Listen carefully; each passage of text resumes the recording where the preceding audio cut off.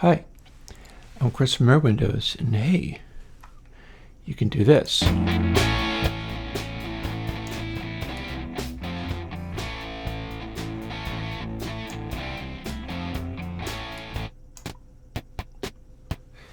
Because this is Airwindows Pop3.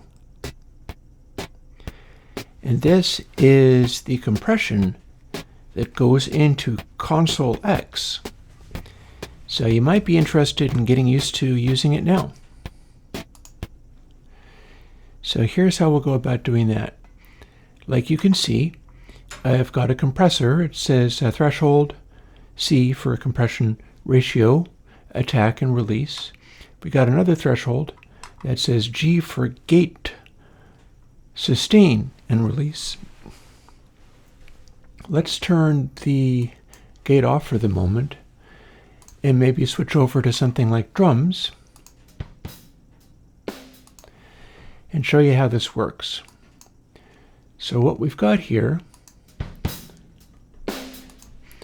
is a compressor that is based on some of my earlier pop style compressors. It is not built with makeup gain because it's designed to be more of a glue thing, although you can of course boost into it to get more extreme results. It is constantly active unless you have the ratio all the way to 0, and that's important if you are boosting into it or your peaks are higher than 0 dB, because it will actually work with the ratio turned all the way up, even if the sound is louder than clipping. It'll work normally, but it'll kick in the compression, and that will probably cause the volume to dip if you're doing that. If you're using it, the threshold is where the compression kicks in. It makes stuff quieter, it makes stuff more squished. Attack and release work the way that you would expect. For instance, if I have it this squished, fast attack means there is not a big transient on the front of whatever note or sound is being compressed. Slow attack means you do get a spike on the beginning of whatever is being compressed. And then the release is never going to do a super crazy effect. This is always going to sound fairly natural, but it'll go from a fast release, where it's more of your exaggerated squished effect, or a relatively slow release, which is still going to do a compression thing, mind you, but it's going to tend to sound more natural than if you have a fast release. And then of course we have the ratio, and the ratio is basically simply a dry wet. That's one of the reasons why it's not all labeled up with all kinds of details. You're meant to do this by ear. That's just kind of how I roll. Get used to it. And you can go from the full signal to, I'm not sure if it quite counts as infinity to 1 ratio, but the highest ratio I could get. And then you sort of sneak it back out to get a blend between those two things, which is going to give you a lower ratio. So it's like if you were doing a aggressive threshold like this, say a fast attack, say a fast release, or maybe a medium slow release, and then you do a ratio of 1, what you've got is essentially totally limiting. And you can try to find the right swing for the compressor, put it back to the ratio of 0, and then if you want just a glue compression, you start using this to pull back the peaks a little bit, and all of a sudden you have your like mixed bus style glue compression going on. Now the interesting thing about this is that we also have the gating. The gating is going to be more useful for things like ConsoleX and use controlling. I mean, in ConsoleX, you get two of these, and one of them goes on the Stone channel and one of them goes on the Fire channel, but more about that later. I'm working on it. It's going to take a lot of explaining. This is probably why it's useful to you to learn how to use the compression part now, because it's only going to get more complicated, but the rewards will be great. So what we've got is a compressed sound, but check it out. The trigger for the gating runs pre-compression. So it doesn't matter how compressed it is, it's never going to confuse the gate as to what it's supposed to be doing. And we can remove the compression completely, bring it up to 1, and then turn the gate down to 0. And now we get to talk about the gate and how to use the gate. I do have a fairly crisp, snappy gate here. Like we can put it onto that other track.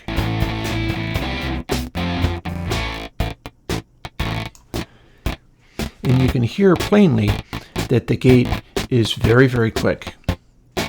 It will snap and bark and act weirdly. Or you can slow it down until it's very slow indeed.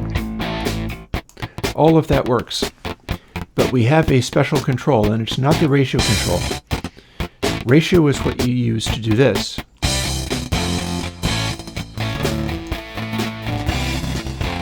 On the gate, the ratio lets you include as much as you want of this excessively spiky effect that we have in here. However, when we're hearing it clearly, the additional control you want to pay attention to is G sustain, the sustain of the gate. And what that does is it engages the gate past just fully open. And that will make it take more time using the release control to start closing.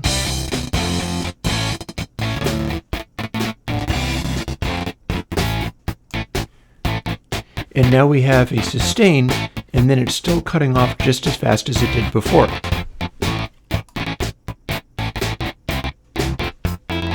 It extends to about this far. And you can hear that what that's doing is letting you pretty much have all of the sustain of the thing without sputtering on decay, because by the time you get to the decay, it's run out of juice. So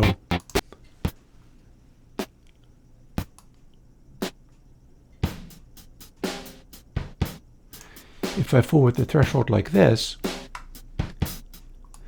we have the minimum release, and sustain is turned all the way up. So we're getting a real interesting gatey effect where the sound can come through and blossom. It's basically no effect being applied while it's open, and then it's cutting off real quick. Again, there's going to be 2 of these in every instance of ConsoleX, whether it be the bus or the channel. And if you don't want it to be a sort of Kalman filter band split thing, what you do is you set the range of the Kalman filter down to the subsonics and then do whatever you want with that. But this is the way you set this up, so you can have it with exaggerated gatiness, or you can dial it back a little bit. You can use the release so that it's just cutting off noise and extraneous sounds and exaggerating the percussiveness of things. This is something that people got into doing with the old SSL consoles, where they had dynamics and gating on every channel. We're on the DAW now, so we can have all of these things on every channel and multiple sections of every channel if we want. And again, you can have more of a natural decay, or you can have super restricted decay, and then use the sustain and the threshold to sort of expand it outwards until you have only the piece that you want.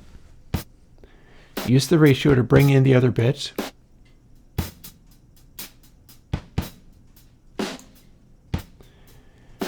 And then use the release, if you like, to shape that.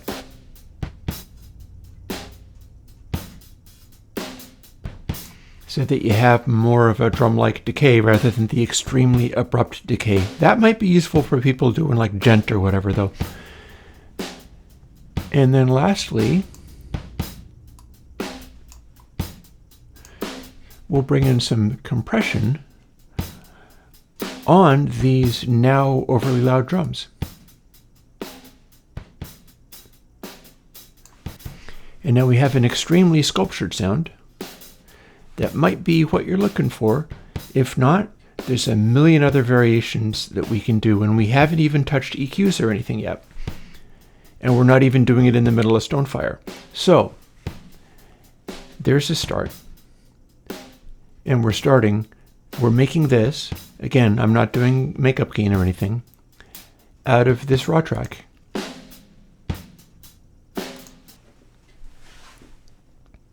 That ought to work pretty good. But wait, there's more. Because I have been working on the plugin ConsoleX, and I've been trying to make the GUI for ConsoleX. And I've done my level best with it.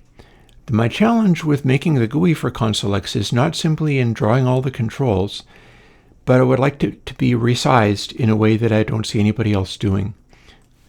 So if I quit out of here, what I end up is I'm trying to build something that will look kind of like this. Doesn't really have any audio built into it yet, although if I make it play, you see that I have a new meter at the top. And if you look real closely, you can see that my gates and compressors have indicator lights built in. You just can't see them very well. But those are blinking in red for now, assuming we don't make it blink in other colors. And I would like it to be resizable, so it's going to need to do something kind of like this to be able to resize to other sizes usefully. And that's what I've got so far. So I need to get back to work to make that really be a fully functioning thing. I actually had to run that in Twisted Wave, because either through replacing the plugin, a previous plugin with that plugin, or some Reaper related thing, that particular demo doesn't run in Reaper yet. But I'll get back to work on it. Anyways, the thing that I've just given you is not all those crazy knobs and stuff, which still need large amounts of adjusting. What I'm giving you is Pop3. And you can get used to how the compression in ConsoleX works by using the dynamic section of Pop3. And I hope you like it. I'll talk to you later. Bye-bye.